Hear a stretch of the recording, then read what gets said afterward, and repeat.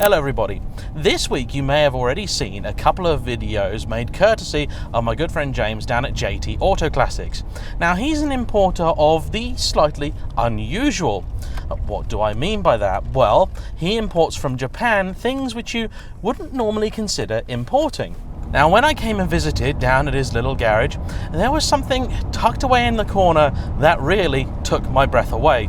And I said to him, "Can I have a go in that?" To which he said, "Not today. It needs a couple of bits done, and when it's ready, you can come back."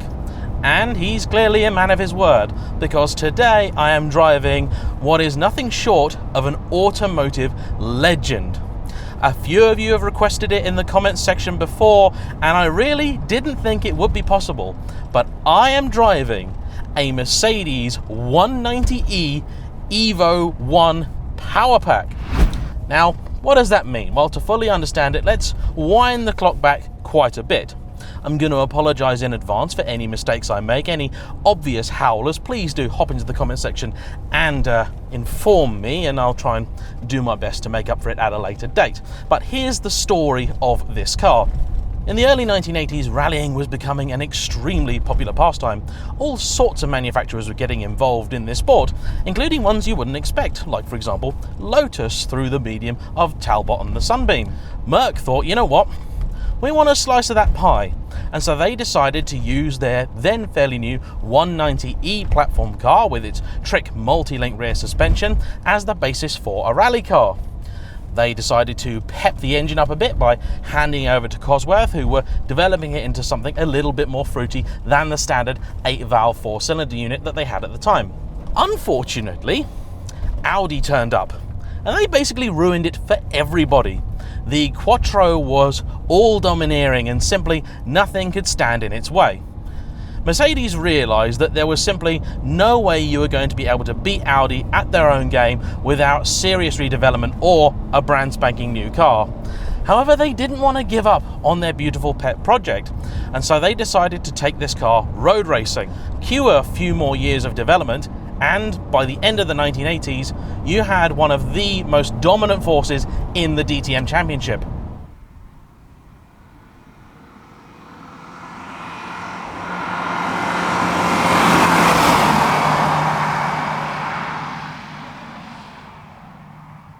A fierce rivalry with BMW's E30 M3 DTM car ensured the sport's popularity and the places in history of both this and their Bavarian rival. Now, Mercedes, of course, would not miss a trick, and the rules of the time stipulated that any car participating in DTM had to be based on a road-going version. This was the golden age for homologation specials. Now, at the time, the 2.3 16-valve car, which Cosworth had developed, was no slouch, but it really needed to be something a little bit more special to be a proper homologation car.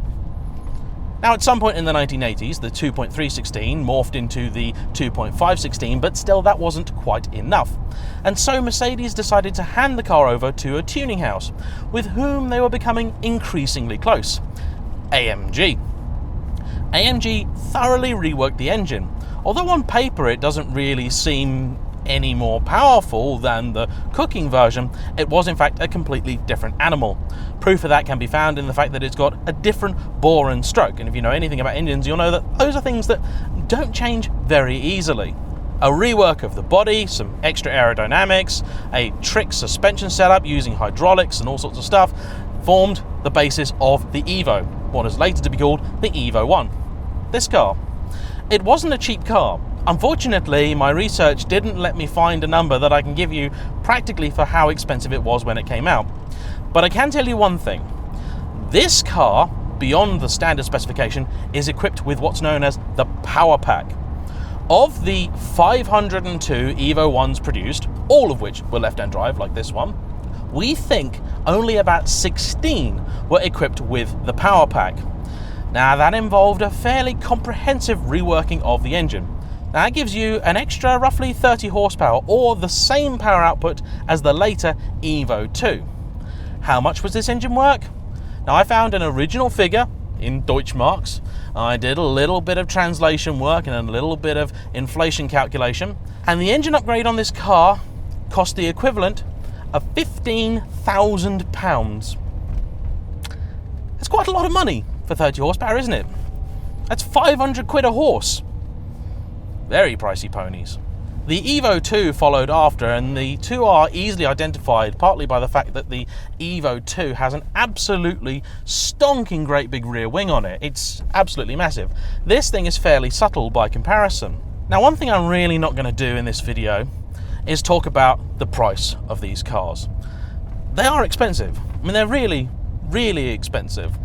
And their price is justified not really by their performance, because on paper this is no quicker than my Honda S2000, but by their place in history and their serious rarity.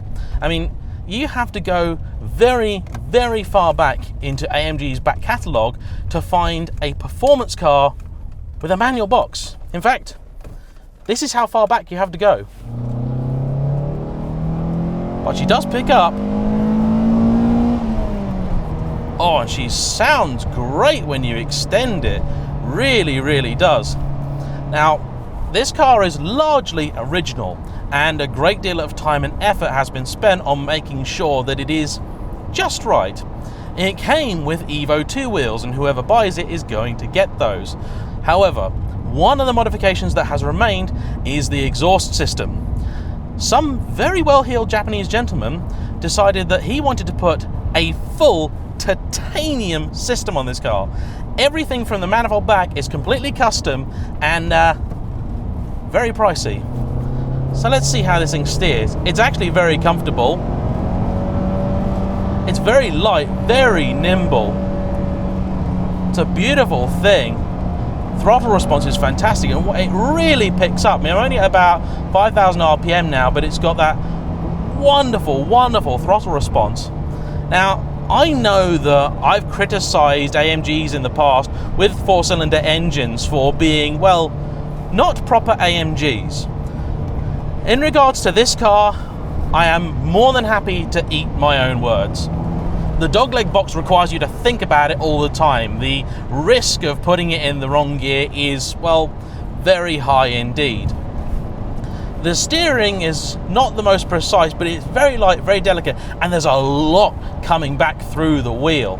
It still feels like there's actually, it's off center, it's quick, it's an unusual sensation, and I do my very best to explain it, but it's very delicate. You know what, actually, and this is going to sound really, really random, and possibly irrelevant to many people, but it's a similar helm to the one you get in a Ferrari 355. Very light, and initially you think that it's not feeding back much, but in fact, it is actually talking to you. It's just sort of, it's doing that. It's kind of, there's just a little bit of filtering in the system. Really so delicate.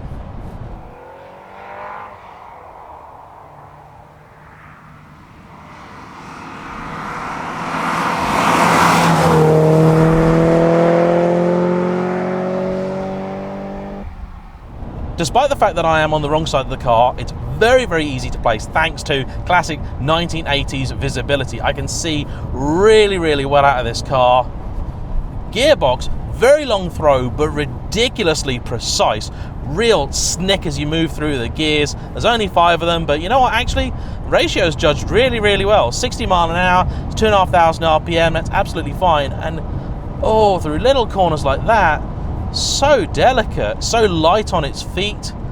Okay, so here we are. Let's extend that engine out all the way for you. I mean, the red line is about 7.5. Very impressive. And here we go.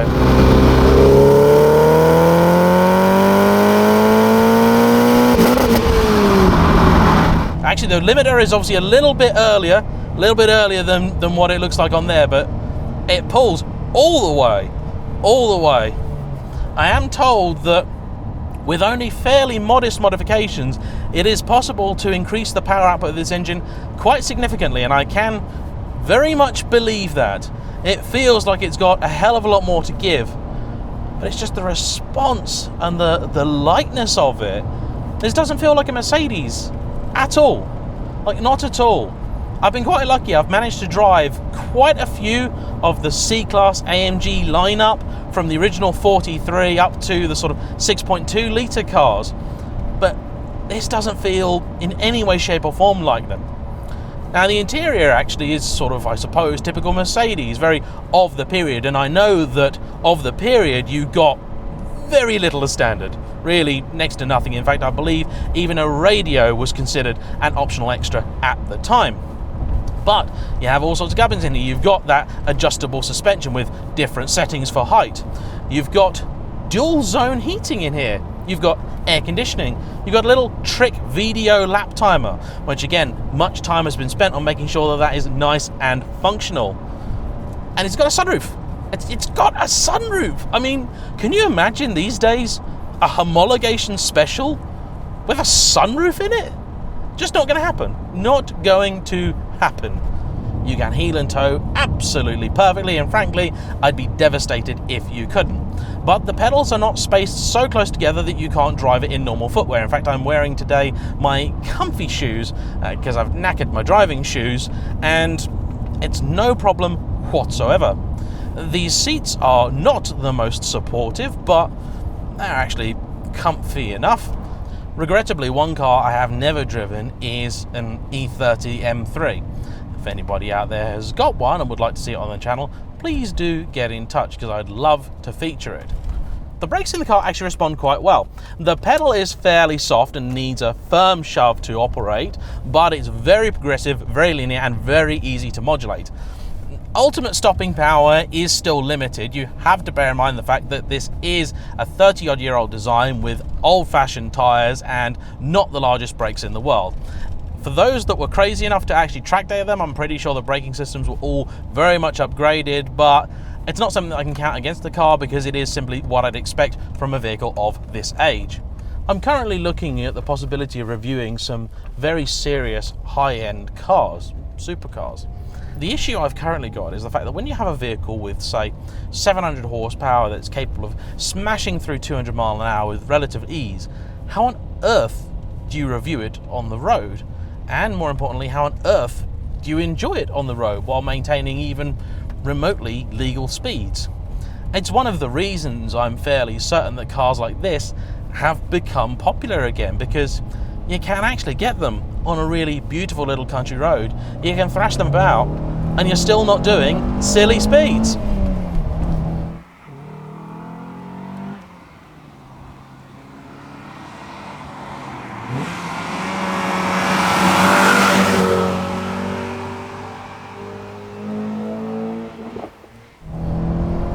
And it rides really well. Considering this is a car that in theory is designed to smash the racetracks of Europe, it is handling the B roads of Britain with real ease. Oh, that throttle is just delicious. It really genuinely, actually, I've just got out my S2000 and into this, and hand on heart, if you like the way the S2000's engine works, you'd like this. Yeah, it doesn't rev quite as high, but you're hard pressed to tell. Very smooth delivery, and honestly, I cannot believe that I could compare an AMG lump, not just a Mercedes engine, an AMG lump with a Honda in a good way. This is a really special car from a very different time. I still don't like the A45 at all, never will, but I think there is place in my heart for one 4-cylinder AMG. This has got to be it. No two ways about it.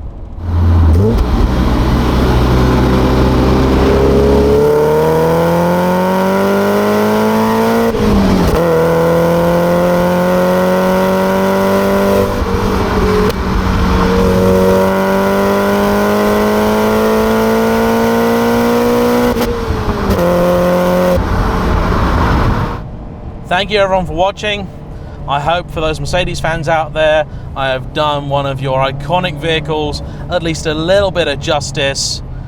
Hand on heart, this thing is truly special. Big shout out to James at JT Auto Classics for letting me have a play in his car. He really does look after it. He even went to the full extent of having the car completely serviced just for this video. So big shout out to him. Thank you so much for watching. Please like, comment, subscribe, share the video around, put it on the Facebook groups. If nothing else, they can at least tell me about all the things that I've got wrong. And if things go well, perhaps I'll get a chance to drive some more cars from Mercedes' iconic back catalogue. If there's anything in particular you'd like to see, please do mention it in the comment section below. I cannot promise anything, but as this car has proven, miracles do happen. Thank you very much. We'll see you for the next one. Bye-bye.